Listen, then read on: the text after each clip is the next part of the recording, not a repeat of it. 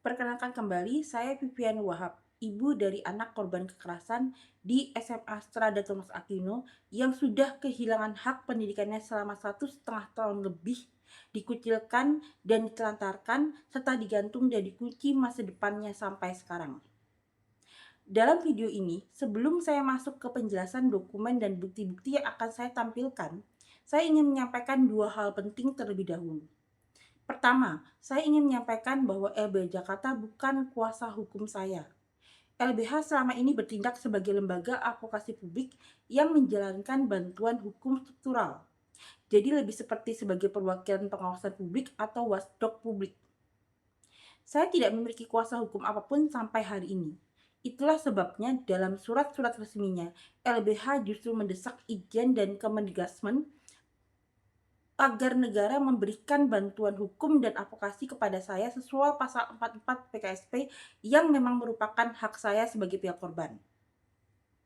Saya perlu menyampaikan ini karena kekhawatiran saya atas kemungkinan ada yang salah paham bahwa LBH adalah pengacara atau kuasa hukum saya, terkait bahwa LBH Jakarta memang telah mengeluarkan beberapa surat desakan. Saya rasa ini penting saya jelaskan untuk mencegah kebingungan dan kekeliruan ke depannya. Kedua, saya juga perlu menegaskan bahwa saya tidak pernah melapor atau berhubungan dengan Dinas Pendidikan Provinsi Banten. Jadi setelah puncak kejadian kekerasan pada 3-10 Juni 2024, saya langsung melapor ke Yayasan dan Kasidi pada 10 Juni 2024. Kasidi lalu mengadakan mediasi yang ternyata dilarang dalam PKSP pada tanggal 24 Juni dan 5 Juli 2024, bahkan sebelum mereka melihat kronologi yang saya serahkan. Di mana setelah tidak ada tindak lanjut atas hal-hal yang seolah dijanjikan dalam mediasi, sekolah seperti mau mengghosting saya, di mana permintaan saya untuk bertemu lagi dengan pengawas cabang dan kabak pendidikan seperti tidak diberikan dengan berbagai dalih yang tidak masuk akal. Dan kemudian atas suket saya atas perkataan sekolah melalui perwakilan Kasidi yang dapat dilihat dalam salah satu postingan Instagram saya, yaitu bahwa sekolah nggak butuh bu, nggak butuh. Saya dan anak saya yang butuh sekolah. Sehingga karena keputusasaan saya akhirnya datang ke LBH Jakarta di tanggal 11 Juli 2024. Di mana saya pertama kali tahu Permendikbudristek atau PKSP dan kemudian membaca di PKSP bahwa boleh mengadukan ke kementerian. Sehingga di tanggal 12 Juli 2024-nya saya langsung mendatangi kementerian yang karena ketidaktahuan dan kebingungan saya mendatangi gedung D. Oleh staf gedung tersebut, saya kemudian diarahkan untuk mengisi kanal pelaporan Ijen yang kemudian mendapatkan nomor pelaporan pagar 245535 atas double aduan, yaitu atas kekerasan yang dilakukan kepala sekolah dan pelanggaran Kasidi dengan melakukan mediasi yang dilarang dalam PPKSP. Juga atas belum adanya tindak lanjut yang nyata atas mediasi tersebut, apalagi dengan pernyataan sekolah melalui Kasidi di tanggal 11 Juli 2024 atas pernyataan nggak butuh tersebut. Jadi saya langsung diarahkan ke Ijen, yang sekarang saya baru tahu bahwa harusnya saya diarahkan ke gedung C, yaitu ke ULT. Dan kanal pelaporan Ijen harusnya untuk whistleblowing, audit internal, bukan untuk penanganan kekerasan. Di mana kemudian atas saran LBH Jakarta, saya juga melapor ke Komisi Nasional Disabilitas dan mengisi laporan aduan melalui Dita 143 di tanggal 14 Agustus 2024. Semua langkah saya tercatat dan ada rekam jejaknya melalui rekaman suara, video, WA, dan dokumen resmi. Saya tidak pernah datang, melapor langsung, atau bertemu dengan siapapun dari Dinas Pendidikan Provinsi Banten. Distrik hanya menjadi pihak penerima tembusan dan satu-satunya surat ke distrik harusnya hanya surat rekomendasi KND ke Dinas Pendidikan Provinsi Banten tertanggal 7 November 2024 yang meminta untuk Satgas Provinsi Banten bertindak atau menjalankan kewajibannya. Yang justru saya komplainnya ke KND karena surat tersebut tidak pernah direspon, tapi KND seolah membiarkannya dan tidak pernah memfollow up. Penegasan ini saya sampaikan karena saya mendengar framing seolah-olah saya sendiri yang melapor directly ke distrik. kemudian ditangani oleh Dikti dan karena saya tidak puas lalu naik ke tingkat kementerian. Itu jelas tidak benar. Karena saya tahu persis bahwa baik Kasidi, Distrik, dan Ijen tidak berwenang melakukan penanganan kasus. Yang berwenang adalah Satuan Tugas Polisi Banten. Sejak hari saya mengetahui PPKSP, saya tidak pernah mau menggunakan mekanisme penanganan apapun di luar PPKSP. Karena saya sadar bahwa PPKSP yang menjadi payung hukum dan administrasi buat saya. Itu bisa terlihat dari seluruh rekam jejak tindakan saya. Dari semua surat dan rekaman saya tidak pernah mau melakukan mekanisme penanganan apapun di luar PPKSP. Makanya saya berkali-kali menolak tawaran KND untuk mediasi ataupun arbitrase ataupun gelar perkara. Dan dengan Ijen, saya juga berkali-kali meminta atau menuntutnya untuk dihubungkan ke Satuan Tugas Polisi Banten yang berwenang, di mana sampai hari ini saya tidak pernah bertemu atau ditangani oleh Satuan Tugas Polisi Banten. Perlu saya jelaskan juga bahwa saya memilih untuk berpegang pada mekanisme PKSP bukan karena saya kaku, tapi karena berulang kali pengalaman membuktikan baik pada saya sendiri maupun pada banyak korban lainnya, bahwa setiap mekanisme di luar PPKSP hanya membuat kami dipingpong, dipermainkan, dan tidak pernah mendapatkan penyelesaian yang adil. Dengan mekanisme seperti mediasi, tidak akan pernah ada kejelasan, tidak akan pernah ada akuntabilitas, dan tidak akan pernah ada jaminan perlindungan bagi korban. Bahkan saya yang kebetulan akhirnya tahu tentang PKSP saja dan berusaha mempelajarinya secara mendalam, masih bisa mengalami semua kekerasan sistemik yang terjadi sampai hari ini. Dan justru karena itulah sebetulnya PPKSP dibentuk.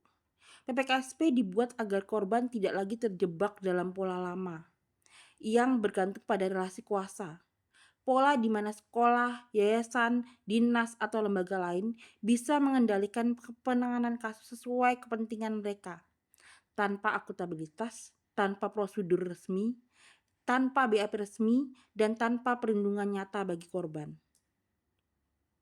Masalah sebenarnya adalah banyak stakeholder dengan sengaja seperti tidak mau menjalankan PPKSP, seolah mereka ingin mempertahankan pola lama di mana mereka punya kontrol penuh dan korban tidak punya perlindungan apapun. Itulah sebabnya sejak saya mengetahui PPKSP, saya ngotot untuk tetap di dalam payung hukum dan administrasi PPKSP. Saya sudah mencoba membuat perbandingan antara penanganan dengan PPKSP vs tanpa PPKSP yang sudah ada di dalam salah satu postingan di Instagram saya yang sejak tadi saya tunjukkan di layar.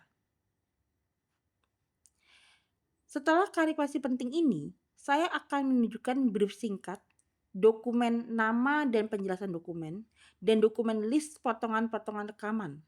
Karena seluruh bukti dan surat-surat yang akan saya tampilkan di video ini mengacu pada 3 dokumen itu sebagai panduan.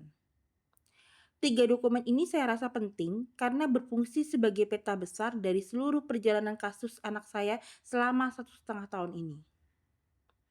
Yang pertama adalah brief singkat yang merangkum inti kasus, siapa pihak-pihak yang terlibat dan apa saja pelanggaran terjadi. Kemudian dokumen nama dan penjelasan dokumen, dan dokumen list potongan-potongan rekaman, yaitu daftar lengkap semua dokumen, surat bukti rekaman, dan kronologi yang nanti akan saya persatu tampilkan atau rujuk dalam video-video saya. Saya tampilkan ketiga dokumen ini supaya penonton dapat mengikuti alurnya dengan jelas, tahu posisi setiap bukti dan tidak terjebak pada framing yang sengaja disederhanakan oleh pihak-pihak sekolah dan lembaga-lembaga yang terlibat.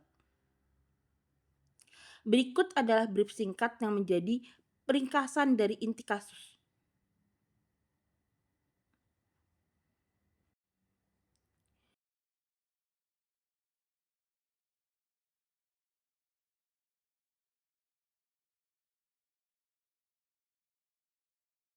Berikut adalah dokumen, nama dan penjelasan dokumen, yaitu daftar lengkap seluruh surat, dokumen, dan bukti WA yang saya miliki.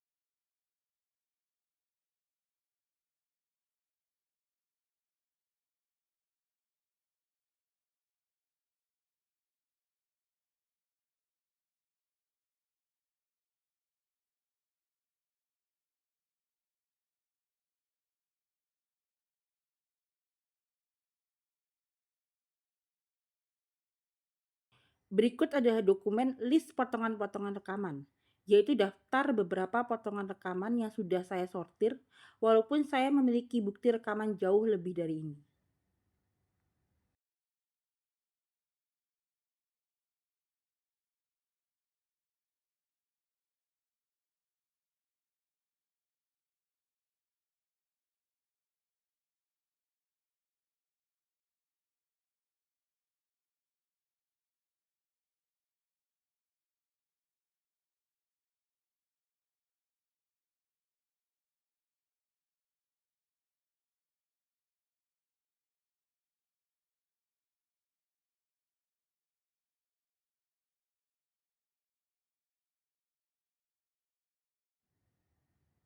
Kemudian saya ingin masuk ke inti dari video ini. Di video YouTube saya sebelumnya, yaitu part 2 kronologi yang terjadi di Ijen tentang pemungkaran hasil penanganan Ijen, saya sudah menyampaikan bahwa saya akan menampilkan beberapa dokumen terkait di video selanjutnya. Di mana di video ini saya akan menunjukkan dokumen-dokumen tersebut. Semua latar belakang dan konteks ringkas dan inti dari surat-surat ini juga sudah saya jelaskan di dokumen nama dan penjelasan dokumen yang baru saja saya tampilkan, sehingga bisa memahami hubungan antara setiap dokumen dalam alur kasus 1,5 tahun lebih ini. Di video ini saya akan menunjukkan 5 surat penting yang saling terkait dan bentuk gambaran lengkap tentang bagaimana kasus ini dimanipulasi dan dicoba ditutup secara ilegal, dan bantahan dan pembongkaran dari saya dan LBH atasnya. Pertama, surat sekolah kepada saya tertanggal 14 Februari 2025.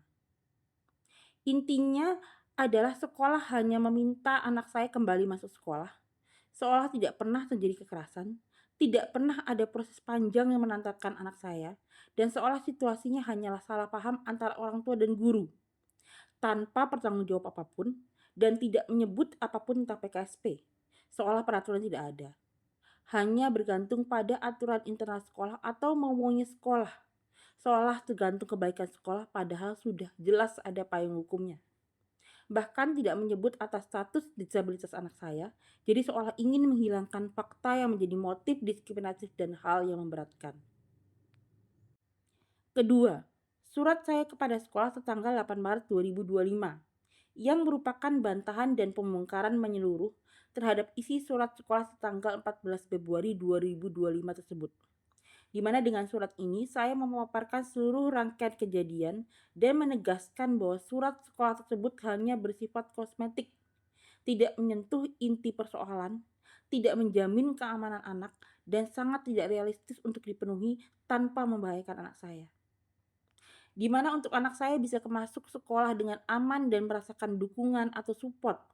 Sekolah sebagai lembaga pendidikan yang katanya sangat memperhatikan perlindungan untuk anak dan kepentingan terbaik untuk anak, tidak mungkin tidak mengetahui bahwa untuk itu diperlukan pengakuan atas terjadinya kekerasan dan pengumuman apa yang terjadi apa adanya. Pemulihan termasuk pemulihan nama baik dan nilai. Jaminan perlindungan, akomodasi, dan pertanggungjawaban atas dampak yang nyata seperti psikis, psikososial, dan akademik atas rentetan kekerasan yang terjadi, kekerasan lanjutan, dan penantaran selama ini yang masih berlangsung sampai sekarang. Sedangkan relasi kuasa masih ada, dengan pelaku kekerasan masih menjadi pemimpin tertinggi yang berkuasa penuh atas anak saya. Sedangkan yayasan seperti membakingi pelaku dan jelas tidak menunjukkan niat baik selama 1,5 tahun ini, dan malah seperti merendahkan, berkali-kali mengintimidasi dan memberikan ancaman, membiarkan anak saya terkatung-katung dan terlantar tanpa kepedulian atas dampaknya dan atas nasib dan masa depannya, memposisikan sebagai musuh, dan terbukti di kasus ini akan melakukan apapun untuk menutupi kekerasan terjadi, walaupun itu menghancurkan murid yang artinya akan dilakukan lagi jika terjadi ke depannya. Dan anak saya rawan dijadikan sasaran pembalasan dendam. Sehingga secara objektif, sekolah hanya menciptakan dan membiarkan lingkungan yang berbahaya bagi anak saya. Saya sebagai ibu punya pertanggungjawaban dan kewajiban untuk anak saya bisa bersekolah dengan aman, nyaman, tidak berbahaya, dan tidak menghancurkannya. Di mana bagaimana saya sebagai seorang ibu mengizinkan anak saya berada di lingkungan yang sama dengan pelaku kekerasannya masih berada di kekuasaan tertinggi. artinya masih berkuasa penuh atas anak saya dalam banyak hal termasuk akademis, yang telah melakukan kekerasan dengan menyalahgunakan kekuasaannya melalui kebijakan yang mengandung kekerasan, yang mana dalam setiap pertemuan tidak pernah memperlihatkan penyesalan sedikit pun. Bahkan seperti terus berani menunjukkan masih berkuasanya dengan menyuruh mengulang anak saya mengulang MPLS dan memberikan dua surat keterbatasan waktu pada anak yang bahkan masih dalam pasca trauma, yang harus didekati untuk memilihkan kepercayaannya dan merasa didukung dan dilindungi, sehingga dapat menumbuhkan semangat kembali yang sudah dihancurkan. Di mana semua hal tersebut bahkan seperti dibiarkan, dibackingi, dan defend oleh pihak sekolah dan yayasan, dengan yayasan tak clearly menunjukkan permusuhannya, bukannya support dan perlindungannya. Analoginya, kalau ada pegawai yang tidak digaji sama bosnya, apakah dengan pegawainya itu tetap masuk dan tidak dipertemukan dengan bosnya? Apakah berarti bosnya tidak melakukan kekerasan dan bosnya selama dia masih bos masih punya kuasa untuk terus melakukan kekerasan sama anak buahnya?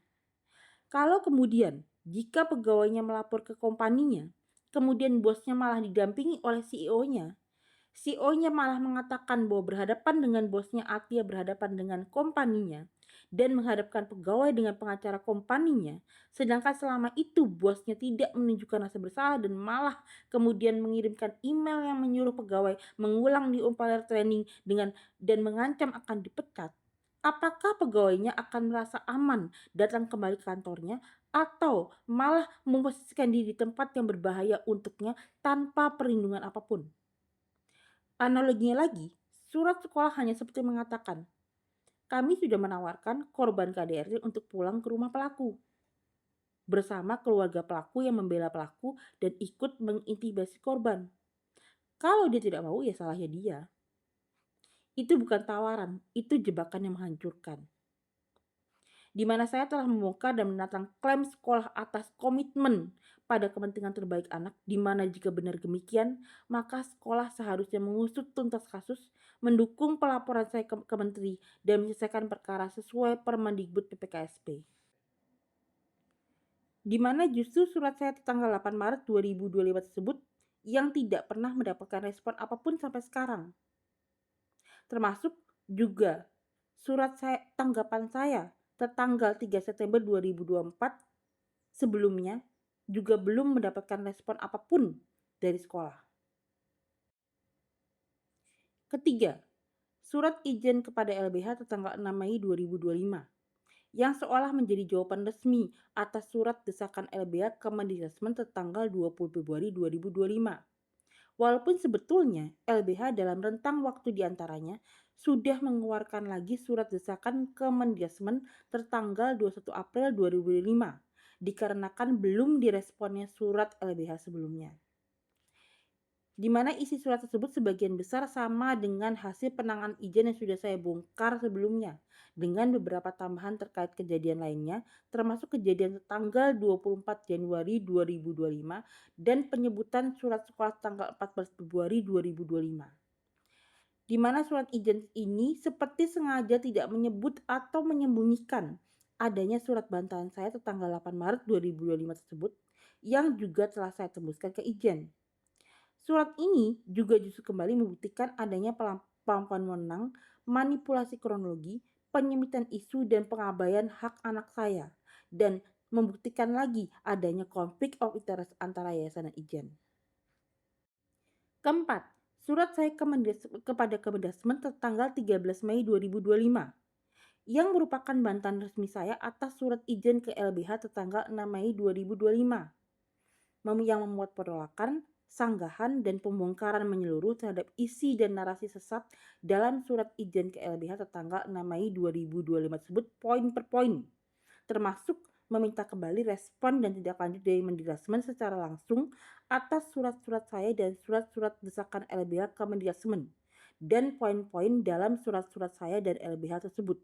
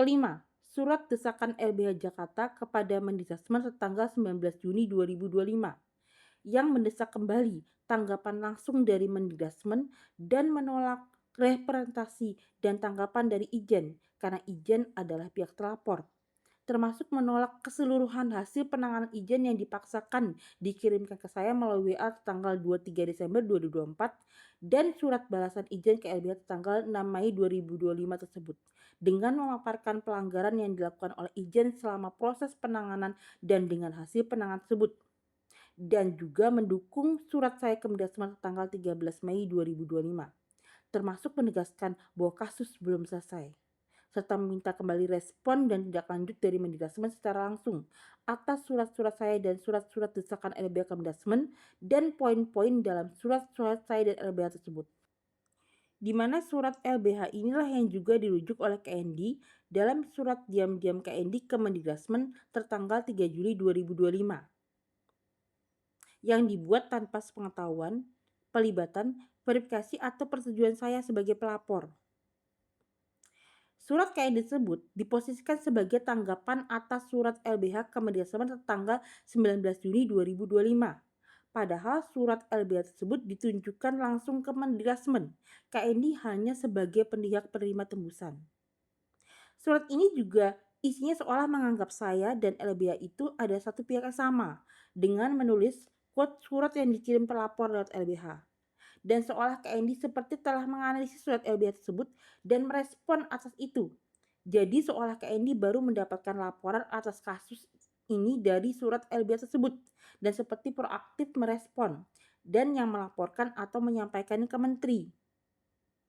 Tapi dalam surat KND tersebut, KND hanya memention kekerasan yang terjadi dalam rentetan puncak kejadian 3-10 Juni 2024. Itu pun secara vague dan tidak mencakup keseluruhan fakta, data, dan semua eskalasi kasus, termasuk yang tercakup dalam surat LBH ke Mendikbud tanggal 19 Juni 2025 tersebut, yang berfokus pada tentang pelanggaran Ijen.